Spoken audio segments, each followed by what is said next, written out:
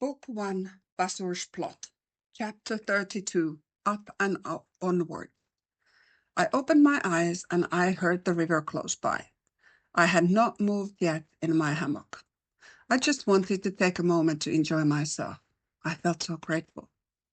If there was no Bazur or danger of cursing, this place would be just heaven. I thought for a moment about my dogs on Earth, and I wondered how they are taken care of. Tico had told me all is good and taken care of. Oh, I think he said that they are actually here in Myria too. I believed him.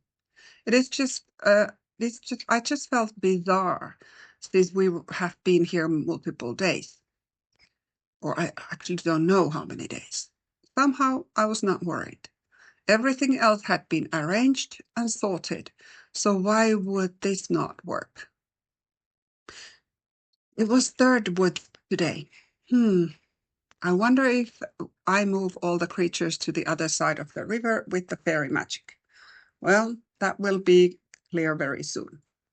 I got up and went to a small fire that was still going on, and I put some logs in it, and I started to cook breakfast. There was always this box that Jack and I called fridge. It was a small, but big things came out of it whenever Tora set it to the ground. I had seen similar one on Tara's things. It was interesting box. It was never ending. There was now ingredients for full breakfast, even coffee and sweet buns for dessert. I also found massive fishes for moorbears that seemed to be their favorite food. They were using so much energy running transport and protection that it was good to have fulfilling energy food for them. I took everything and set it up for the cooking. Tim and Tom came to help. They were also early birds like me. It took no time to cook breakfast for everyone. One by one, everyone started to arrive, lured by the good smells. I said, "So, Tara, did you already have plans for transports, also the river crossing, and where do we go in the third woods?" Tara said, "Yes, I have. We have only ferries to transport. Well, multiple species of ferries to transport this morning, but there are so many. I don't think they all fit to you alone, Deep Claw. We cannot go to the third woods without more bear protection. So how does this sound? If you and Flickfin Gulkins take a few of the lighter and smaller ferries and fly to the same place, and Deep Claw takes the rest. If not all fit, then we leave some with us to follow, and we take them with the next transport. And Deep Claw, you would need a couple Capritors with you for scouting and support." Deep Claw was looking at Capritors, the ones in the camp. There were never many at the camp same time, and then Flickfin Gulkins. Featherdance Flickfin Gulkin spoke. "Yes, looks like we are okay with this approach. Let's remember," he was looking at Thevren, "that we don't take too many ferries so that we have energy to fly well to Fairyland." We started packing ferries size-wise, big ones to Deep Claw and smaller ones to Flickfin Gulkins. We had to use some protection for some of the ferries and tie them to Deep Claw's back so they wouldn't stay on. There were also a few bigger ones that seemed to recover faster from the curse that could hold on and make sure the limpier recovering ones stayed on. After a few back and forth changes, we ended up full load for all three. Flickfin Gulkins took off straight away once all was clear. Then, even though more bears are big, there's a limit how many ferries fit into the Deep Claw's back. We have so many with us now, so after Tara negotiated with ferries, it was decided that 5 bigger ones would stay back for now, and they were also feeling okay and recovered and could walk with us, so they would wait for the next transport. They also said that in Third Wood, there used to be a lot of ferries, so that sealed the deal, that if we are going to get more ferries, it would make sense not to try to fit them all to the same transport. Also, for the next time, we should have more bears with us. Deepclaw left with 2 Capritors for the trip. We were now closer than earlier since we were going to cross the third woods already. So the return should not take for too long this time for Morbers or Flickfingerkins. So that was done. Everyone looked at Tara with the question mark, what's next, without speaking anything. Tara signaled to the camp, hey, let's pick up hammocks and start the day. The plan is that we go to the other side and start our third wood rescues. We will start together this time. We will organize that once Stonehide comes back, he will take the rear and carry Vespera until Tom can get the message from elves that they can take Vespera through the tunnels to Ilindra. Or maybe we take her to some of the other tunnel gates. Vespera is in such a bad state, and the elves agree to take her for the recovery. It is just to agree where the handover takes place. So I take the lead, Jack and Sarah, and then rescued ones and Thora and Stonehide. Capriena, can you still carry Vespera until Stonehide comes? Capriena nodded. Obviously, Capritors were all over where they needed other ones. Now Tara was looking at Tico and Capriena. You know the best where the Capritors need to be, so you handle all of those. I asked, do I move everyone over the river? Looking at Tara. She replied, not all. First of all, teach Jack this time the moving magic and let him do some. We have one boat hidden here, and some of us will take that. Actually, Tico, can you take the boat and take as many Capritors as fit to that, already over the other side of the river to scout there? Tico nodded and left. The rest of us picked up the camp and started to follow Tara. She said, remember to stay alert since Bazur's army is doing scoutings even as low as Third Wood. Something is up with him.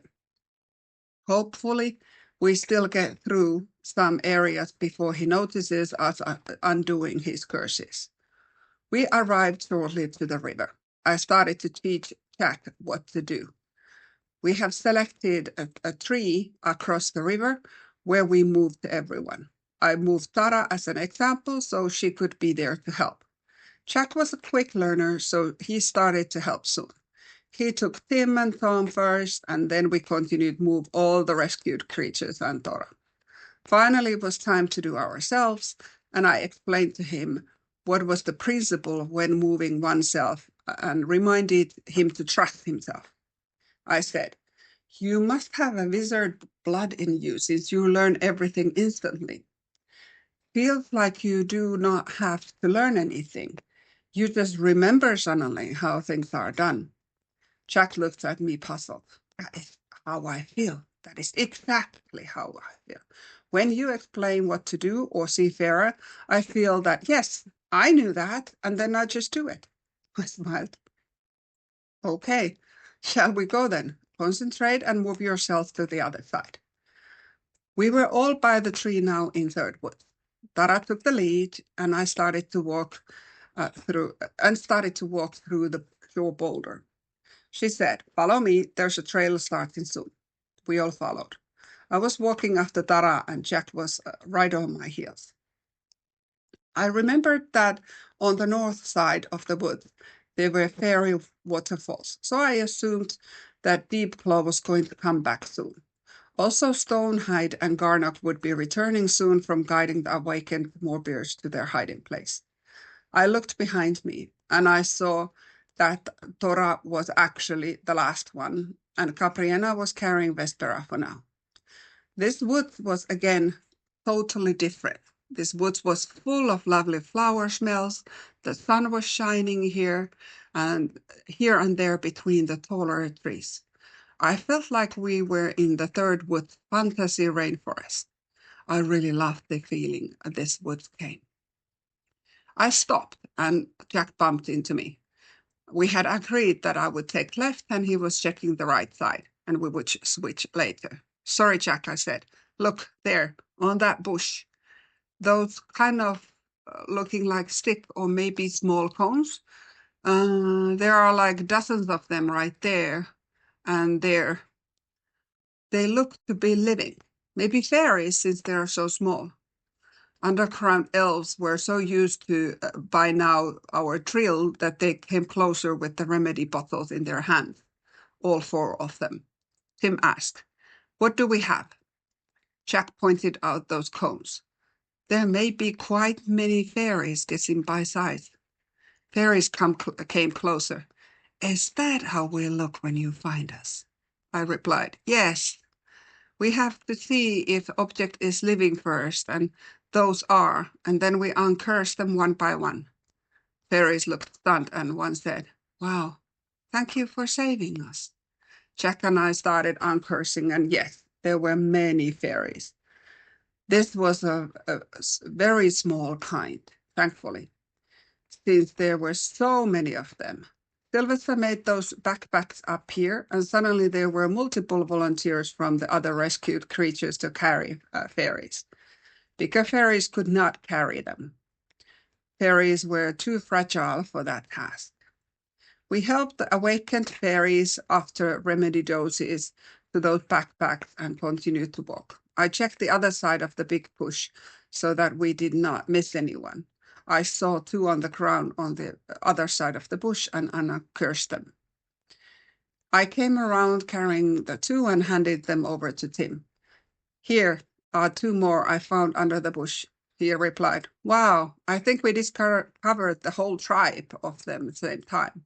Well, today they get to go to Fairyland to recover.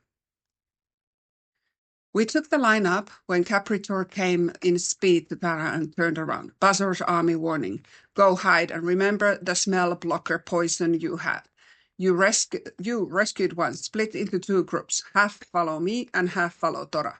We meet right back here once the danger is over. Capritors will find you. Do not leave your hiding place. So many scared faces. I whispered to Jack, let's go different places so that if one of us is getting caught, the other one is saved. He nodded. I started to go around the bush again. Under the bush was just enough space for me alone. I crawled there and I opened the poison bottle. It smelled like a riverbed. I'm sure it will block my scent. I made sure to keep the small bottle open and made a circle around myself as well as I could under the bush. And so that I would have my surroundings also smelling like riverbed. I remember that Tara had loaned her cape to me earlier. I need to remember to ask that back later. That would make me transparent. This time, this bush will cover me totally, thankfully. I could not hear anything for a while. Then maybe a stone throw away, there were steps and some voices. I understood what they said. I heard two voices talking to each other. The first voice was saying, there is nothing here. All the creatures have fled away and are hidden. I don't know what the boss is hassling about. Anyway, that there's something up with White Goddess. She has nobody really anymore. All creatures are hidden and afraid of us, which are left loose. The second voice said, yes, I hope he does not punish us again, since we are not able to bring any more army for him. First voice said with irritation. Who we can bring to him, since we don't have anyone here anymore? The voices started to fade away. It seemed like two Bazur's army members were looking for creatures. I made sure not to move and was breathing very silently and waited until I saw or heard Capritor. It felt like forever. I could not hear anything. I wonder if this was going to be just close call. They did not come close to me, but I was hidden out of the trail. I heard Tico's voice. Sarah, you can come out, but keep your voice low. One of them was my herd mate, and his hearing is superb. I came out. Soon all creatures had come back to our meeting point. Some, especially the awakened ones, looked very scared, but everyone returned. Once we were all back, and also Deep Claw had joined us with one of the Capritors. I told others what I had heard. Tara nodded. Good. That means that the scouts either are not under that strong spell anymore, since they are able to be dull about their mission. That is good news. Their curse is different. Bazur has made the creatures follow his orders, whatever he says. Tara looked at us. Look, good, you are back. He looked at the Deep Claw. And before she could continue, Stonehide and Garnock came behind him. Garnock said, sorry, it took a while. We missed morning transfers over the river and had to take the route we Moorbears usually take when we go across. It took more time. Tika said, all good. You just missed 2 Bazur scouts. We saw that you were not going to cross their path, so we did not come to warn you. We avoid unnecessary movement in order not to stir the wood. Stonehide and Garter nodded. Tara asked the Moorbears, since you are all back, would you mind taking the second transfer of the fairies? They are just north of these woods anyway. Also, we just got almost, we got almost 100 of these small fairies, and it would be good to get them all to safety. Moorbears looked around and everyone almost had a backpack with fairies sticking out of them. Stonehide said, oh my, you have been busy. Well, Deepclaw, fancy a quick run? Let's leave Garnock here to protect the team. Deepclaw grinned. Sure, let's go. Would you mind using the backpacks and somehow tying them up into our backs? We still had 5 bigger size fairies to take, right? This caused an packing operation, while both Moorbears lowered themselves to the ground so we could reach better to fix fairies on their backs. It took a while, but after a short while, all 5 bigger fairies had each backpack in front of full of small fairies, and they had climbed on top of the Moorbears. There was one more backpack left, and we put it on at the back of the second fairy on the Stonehide, who also only had 2 smaller fairies on his back, or two taller fairies on his back. This transport looked funny, but it would allow our crew to be much smaller, and it was important so we could not be detected so easily. Moorbears left with a couple of Capritors again, and Tom said, I went to the elf tunnel close by here to see if that is included to our network, and I managed to get someone to meet me there. I got a message from Elindra that Vespera can come. I will take also he elf. He still was not able to speak anything for anyone except nodding. And Vespera with Sylvester to the tunnels. I think we can carry her for a short while and help her to the tunnels. Gabriela said, Capritors are not forbidden to know the tunnels, as you know, Tom. So I can carry her to the tunnel and you can take her from there. Tom looked relieved. Vespera was not heavy, but was taller than both elves, and was not able to walk herself, almost not at all. So it was clearly concerning for him. He said, great. There are elves coming to the tunnels to pick her up from this entry with stretcher, so she does not need to walk herself after we get her inside to the lower level. Everyone nodded, and 3 elves and Capriera with Vespera tied still to her back left. Our crew was getting smaller. Now we only had Tara, Tora, me, Jack, Tim, and Eleven, and those rescued creatures who we did not know where to take them. And of course, some number of capritors who we only saw briefly during the meals. Well, this seemed to be better than a moment ago. I asked, is it okay now to continue? Should we still make some ground before lunch? Tara nodded and started to walk. She took us to the direction where I heard the voices. And almost behind the bush that I was, there was the path. So no wonder that I heard all their voices so clearly. I looked behind me at Jack. I stay on the left, he replied. Yes, let's switch later. And I kept my eyes on the left side, scanning for cursed creatures. We walked without any new uncursing until it was lunchtime. We arrived at the small clearing that would look like a start of a village. Tara turned. This is another abandoned village. This is a big one. I think we will sit here by the trees. There is a shade and eat lunch before going to the village. Also, I'm sure others will catch up so they can eat while Jack and Sarah check the village for cursed ones. I was happy. My stomach made crawling noises and I really wanted some fairy nectar. This time we had cold sandwiches and nectars for everyone. I went straight to the food pile and picked 2 sandwiches. Tara laughed. Hungry, I see. With a twinkle in her eye, I replied, yes, most definitely. More parents returned with capritors and started to eat as well. Gabriella returned with Sylvester and Tom on her back in a very speedy manner. Tom looked thrilled, but Sylvester looked a little green after coming down from her back. Sylvester said apologetically to Gabriella, I'm sorry. I am more knitting type of girl than speedy one. I had hard time on motorburn speed, but capritors are way faster.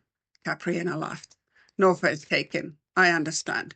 Speed takes time to get used to.